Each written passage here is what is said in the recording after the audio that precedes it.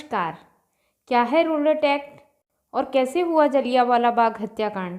इस वीडियो में हम इन्हें विस्तार से जानने का प्रयास करेंगे।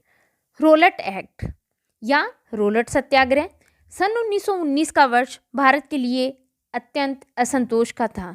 देश में फैल रही राष्ट्रीयता की भावना एवं क्रांतिकारी गतिविधियों को कुचलने के लिए दमनात्मक शक्ति की ब्रिटेन को आवश्यकता थी। रोलट समिति की सिफारिशों पर इसके आधार पर ही विलियम विंसेंट ने 2 विधेयकों का प्रस्ताव रखा। इस विधेयक के द्वारा ये व्यवस्था की गई कि जिस व्यक्ति पर राजद्रोही होने का संदेह हो उसकी गतिविधियों को नियंत्रण में रखा जाए।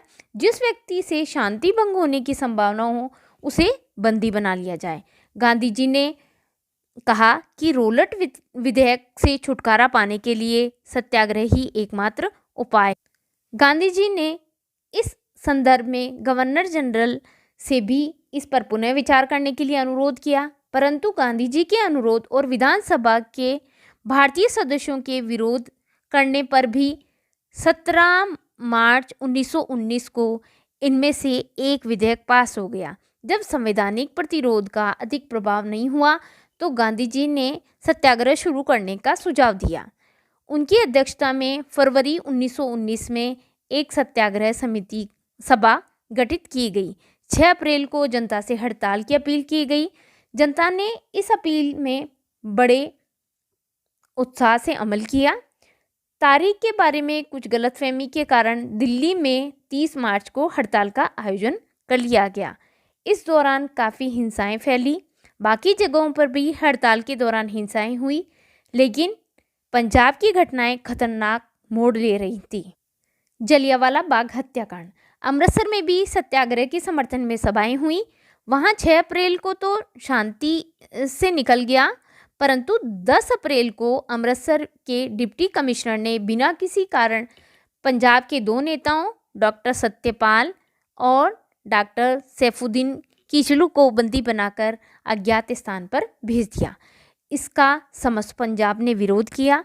उनकी रिहाई के लिए अमृतसर में हड़ताल घोषित कर दी गई। इस पर सेना बुलाई गई। सैनिकों ने प्रदर्शनकारियों पर अंधाधुंध गोलियां चलाई।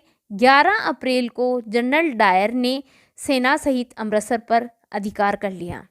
इस गोलीकांड की निंदा करने हेतु 13 अप्रैल को दोपहर को जलियांवाला बाग में एक सभा का आयोजन किया गया। इस सभा में 20,000 लोग उपस्थित थे। जनरल डायर ने बिना किसी चेतावनी के जनता पर गोलियां बरसाना आरंभ कर दिया। 10 मिनट में 1650 गोलियां चली। जलियांवाला बाग चारों ओर से इमारतों से घिरा हुआ था। वहां से निकलने का केवल एक ही सकरा मार्ग था।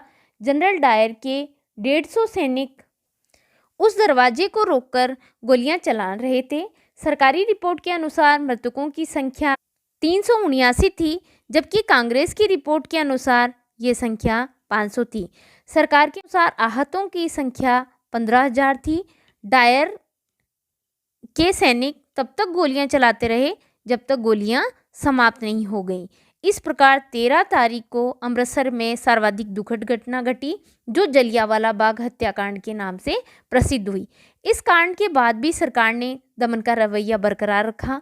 मार्शल लॉ लागू कर दिया गया।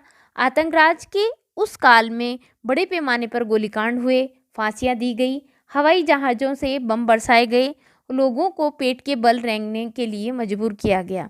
पंजाब में होने वाले इस अमानुषिक कार्यों की खबर जब भारत के अन्य स्थानों पर पहुंची तो समस्त भारतीयों में असाधारण आक्रोश उत्पन्न हो गया।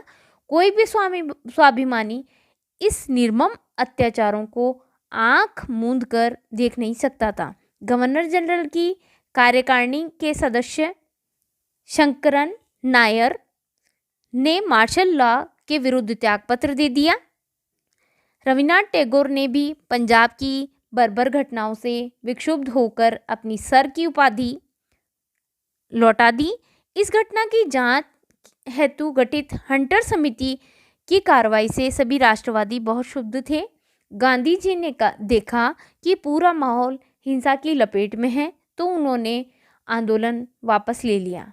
सन 1919 में अमृतसर में आयोजित कांग्रेस के अधिवेशन में देश की मनस्थिति की झलक मिली। चित्तरंजन दास मांटफोर्ड सुधारों को स्वीकार करने के विरुद्ध थे, लेकिन तिलक चाहते थे कि अनुक्रियात्मक सहयोग दिया जाए। अंत में एक समझौता हुआ और कांग्रेस इस बात के लिए तैयार हो गई कि सुधारों को इस तरह लागू किया जाए ताकि एक लोकप्रिय सरकार शीघ्र स्थापित। वीडियो देखने के लिए आप सभी का बहुत बहुत धन्यवाद। यदि आपको मेरा वीडियो पसंद आता है तो please like, subscribe and share my channel. धन्यवाद।